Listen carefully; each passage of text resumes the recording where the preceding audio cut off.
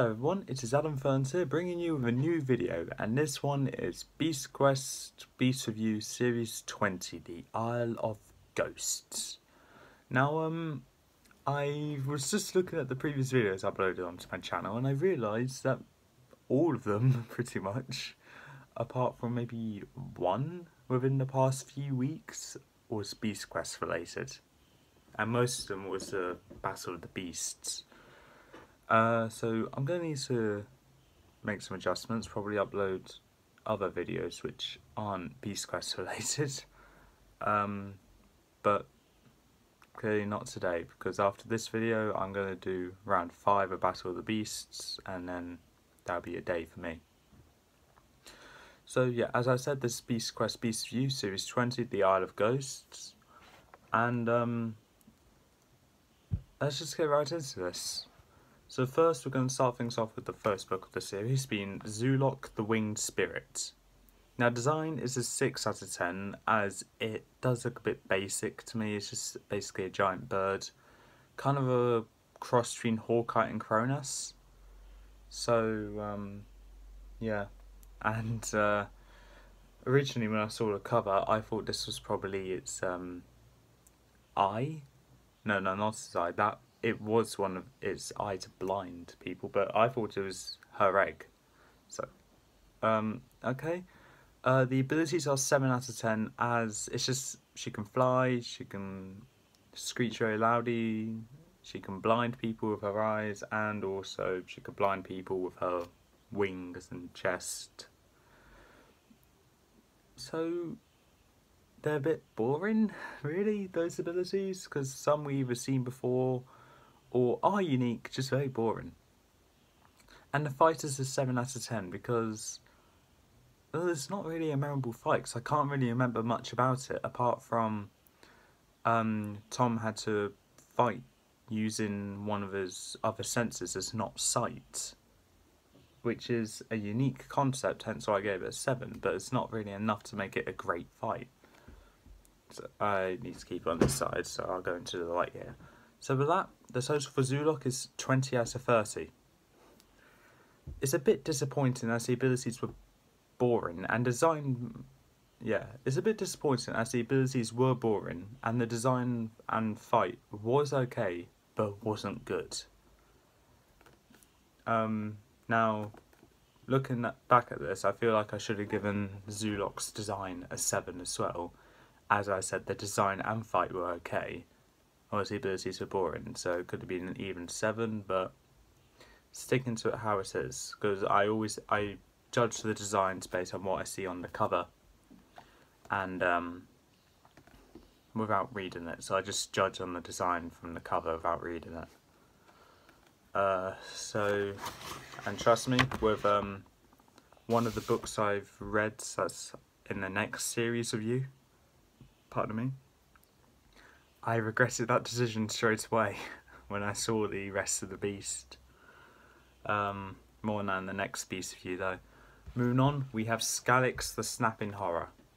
Now design is a 7 out of 10, as it's, I wouldn't say it is the most unique design out of all of the beasts in this series, but it's one we haven't actually seen before, and it's kind of a cross between a dinosaur and a crocodile, but I can't remember what the dinosaur's called, so don't ask me. The abilities are 6. It's just swinging its tail and a tough armour along with a strong bite, but that is it. So, okay, and the tail can be rather inaccurate when swinging it, because let's say you dodge, let's say Battle of the Beast, it swings its tail at, let's say, Stritor dodges it, and Skalix can get his tail stuck between, I don't know, 2 rocks or a tree, and now be stuck there for a while.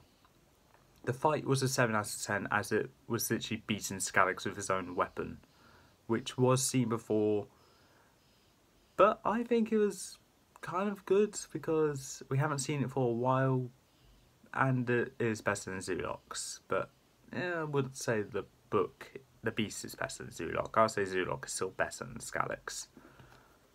Anyway, the total for Skalix is 20 out of 30. Abilities were a complete joke, because they were either seen before and used better on previous beasts, or a beast, or it's an ability that, yeah, can give a good hit, but has bad consequences if it's used wrong. They were either seen before, yep, or not interesting, the tail. The fight and design is good though, which isn't really good, as the fight was mediocre and the design, I admit, is better than Zoolock, but that's the only design it's better than. Moving on, we have Akira the Crusher. Akira has a design of 9 out of 10. Now, from what I see on the cover, like I said, I judge on the cover, I see a two-bodied beast. That, I believe, is something we haven't seen before, because we've seen Vipero with 2 heads and 2 necks, we've seen Trillium with 3 heads, we've seen Naga with 6 heads and necks, but we don't see a beast with 1 pair of legs and 2 bodies. I believe the only other time I've seen this in these reviews I've done is Kragos and Kildor, but I can't remember if they actually are that though. I think they are, but I think this one makes it more effective. The abilities for Akira is an 8 out of 10, for the simple reason you have let's say a physical attacker with the chain swinging along with a brute strength, along with this wizard, who I believe is called Kato, stuck to his back, that in Battle of the Beast, I'll be making the most of him by using his spells to propel any enemies that sneak up behind him. Akira probably has the best chance in beating 2 beasts at once in Battle of the Beasts, but you never get 2 beasts at once. Yeah, Akira, when I do Battle of the Beasts for the new generation, I think Akira's going to do really good. And I really want to see that as well, because I really want to use my imagination to think of creative spells that Akira can use. But other than that, it can take a hit, but once a hit goes in between the 2 bodies, Akira just becomes a physical attack form, which isn't good, but it still can take a hit. Not as good as Scalix, I would say, but still pretty good. The fight was an 8 out of 10, as it was very creative. Not really, it wasn't creative. It was just essentially, I was going to say it was another beast, but that's another review. It was like Tom and Alina versus One Beast, and Malvel versus Kato. So there were 2 fights going on at once, and then when Kato goes down, Tom and Alina beat Akira, and then I'm not really sure how to explain the fight. I liked it, and I liked the fact that this second body wasn't actually evil in the fight. But in Battle of the Beast, he will be. But it was yeah, just there, just there. But I like the fact that technically Akira helped Akira get beaten. That's basically what happened, and that was probably the only good thing about it. The total for Akira is 25 out of 30. An excellent beast, great design, ability to fight isn't as good, but it's still good regardless. The worst attribute for Akira is the fight, because the abilities can be, well, it's very diverse compared to previous beasts. And you don't really see a beast that can use magic along with like a weapon at the same time. I'm sure there are beasts that can use magic and a weapon at the same time, but Akira is literally both of them at once. Anyway, moving on, we got the final beast of Series 20, the one I was looking forward to the most actually. Rykar the Firehound. The design is an 8 out of 10. I'm not sure why, but I think the reason why I liked the design was the spikes along its back and sides, along with the fire coming out from the top of its head. And then, of course, a big fireball coming out of its mouth, because I was like, okay, so that's automatically one ability. But the design is an 8 out of 10 because even though it looks basic compared to previous beasts, I think it still looks pretty damn good. The abilities for Rykar is a 7 out of 10. It can shoot a fireball, it can run fast, and it can take a hit. Yeah, it can take a hit by, like, let's say an arrow goes into it, it'll just bounce off like pretty much every other beast. But it's just really fast and can spit fire. That is it. Okay, so a bit disappointed, but hopefully the fight will bring it back up, and it does. 8 out of 10. Basically, it was all of King Hugo's army versus Rykar, and then Daltek enchanted Tom's sword, freezing Rykar. Okay, I guess fire is weak to ice. Okay. That was a previous video, I was talking about that as well. I think it was Slivka versus Serpio, that one. So Rykar just got frozen up by Tom's enchanted sword and then broke. Okay. It's a bit odd, but you do you. Okay, I got the ranking in the right order. Okay, the total for Rykar is 23 out of 30. Honestly, it was a disappointing finale, but still good. The abilities were repeated, all of them, which pulled it down, but the fight and design were creative. Well, the fight was definitely creative. The design is like a repeat of Cayman or Kajin, maybe Tremor, maybe Luna as well. But maybe Silver as well. But you know the old saying, if it's not broke, don't fix it. And they just changed the abilities of, let's say it's a copy of Luna. They just changed its abilities and made it what I think is probably better, because if I remember correctly from the ranking or the review I did on Series 4, Luna did terrible. Luna was better than Rashuk and Blaze, and that's it. I can't even remember if it was better than Blaze, but yeah, it didn't do good. But anyway, going on to the totals. Design total is 30 out of 40. Great designs. It gets better as the series goes on. Kinda. The best design easily goes to Akira, and the worst goes to Zoolock. Because we've seen so many bird beasts, but you don't really see very often a cross between an ogre and a wizard, or a crocodile cross dinosaur beast. So yeah, that's why Zoolock is the worst and Akira's the best design. And Rykar just got there for his design being just pretty damn awesome on the cover. The abilities are 28 out of 40. Rather disappointing, as most of the abilities have been repeated, but there are some that are unique. Just boring. Yeah, so the fights is 30 out of 40. Mediocre fights, if anything a bit boring. It felt like it was missing something, but it's still good. Yeah, all the fights here felt like they were missing something. I just don't know what it was. It just felt like it, and that's something I'm going to need to deal with, because I can't actually put my finger on why I didn't really like them as much as I liked the previous series of fights. And the grand total for Series 20 is 88 out of 120. Honestly, a rather disappointing batch of beasts, with nothing really memorable about them.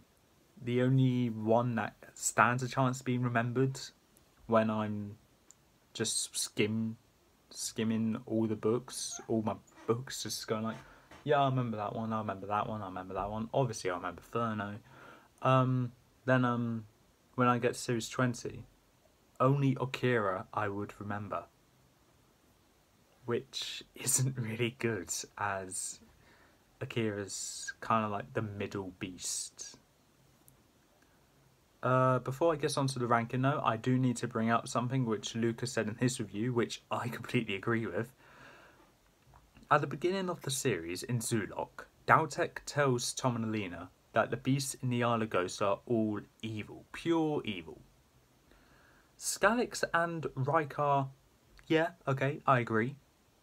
Zoolock, I would not, because what she does is basically defends her egg from Tom, Alina and Beric. And that's pretty much it, because Zoolock doesn't actually rampage over a city or destroy or tries to kill them for no reason. Zoolock's just protecting her egg. And Okeera, it literally says in the book that Okeera is an ogre that is Kato's friend, best friend, beast, I don't know. Okeera's a good beast. So if you're gonna say that in all the beasts there on the Isle of Ghosts are evil, why are two of them good? It just makes no sense to me. It didn't make sense to Lucas. But the only difference about this is it didn't stop Lucas from liking the series. Whilst I actually didn't like the series, for the story I didn't really like. It was like a copy and paste of Series 4 and technically Series 10 towards the end. And the beasts, they were essentially Series 4 beasts, just not with the ghostly abilities. So, unfortunately, I didn't really like this series, as it felt like a copy and paste of 2 other seasons. Moving on to the ranking though, for this series. 4th place we have Skalix the Snapping Horror. I think the main reason why I hated it was its design. No, not its design, its abilities being just really bad. Its abilities were a joke. As I said in its Beast of You, they were either seen before, or its tail is very inaccurate and can cost Skalix with his life if it doesn't work out, which it did. So Skalix got the worst beast here. 3rd place we have Zoolock the Winged Spirit. This one just barely beats Skalix, for the simple reason I have a soft spot for bird-like beasts for some reason. Because if I remember, Epos, Kronos, Hawkeye, and other bird beasts I can't think of at the moment, they got pretty high up in their rankings, and I give a lot of respect to them. Zoolock is kind of a combination of a couple of them, and I don't like that, because if you're going to be a good bird beast, you need to be creative with your design, not kind of like a copy and paste. To an extent, it is creative, but it just reminds me like, oh, there are better bird beasts though that I've seen before. So that's why that's why Zoolock is here. Moving on, we got 2nd place, we have Rykar the Firehound. Now, even though I wanted to like this book, it was just mediocre. Anything really negative to say about it? Not really. Like, the only thing I don't like is that it has a lack of abilities. I liked that it was the final beast because it had probably one of the most... Okay, probably not the most intriguing design, but it was probably a very fitting last beast. If Skalix was the last beast of this series, it would just be very bad. If Skalix was the last beast of this series, this would be my least favourite series. But since Rykar is the final beast, I'd say it's just slightly better, because the top 2 are obviously the best, and the last 2 are the top 2. Rykar is just the worst out of those 2 though. It just felt like it was missing something. It was like, it's basically Luna, but better. That's it. And finally, the best beast of this series is Okeera the Crusher. Straight away, its design is intriguing and has got, and has so far, I think, throughout the new generation, had the highest score of design since Sorex. All the other beasts from Sorex up to Okeera had either 6, 7 or 8 as their score for design. Sorex had 9. Okira had 9. So to be in that small margin of beasts that has a design of 9 is kind of an honour, and they normally get the really high score when it comes to the ranking, and it's no different for Okira. If I remember correctly though, I do have one beast which has a 10 for design. I can't remember what it is. I know it's a special though. And I don't think it's Mortax actually. I'm actually going to need to check, so sorry with this short awkwardness. I think it's Creta. No, Creta had a 9. I don't have any beast with a design of 10. Oh, okay. I only have 2. Okay. Going back to all my reviews, I now know I don't have any beasts with a design of 10. Abilities, none of them have got a 10. I know that. Probably 8 or 9 at most. Now a fight, I know I gave at least 2 or 3 a 10. Mortax I gave a 10 to. None of the new generation.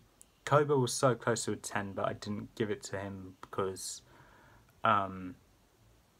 some reason which I know I said in the review. Series 7 now it's a mess. Oh, Brutus was a good fight. Yeah, I'm just looking over my entire series now. Oh yeah, Karaka got a 10. Everyone hates me for that. So, even though Karaka is a bad book, I need to give credit where it's due. His fight is great. Okay, I think... No, I didn't give Vespic a 10? Oh, okay.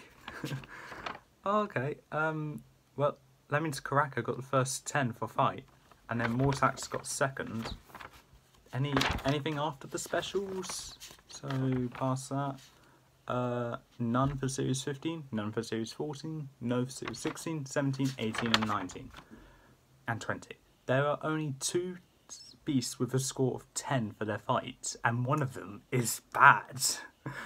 So there it is. The most debatable things. Okay, so my scores may not be the most accurate of things because some may disagree with them. To me, I agree with them because they are my opinion after all. So final thoughts on Series 20. It's honestly a copy and paste of another series. And I'm really disappointed about that because it was the comeback on Malvel.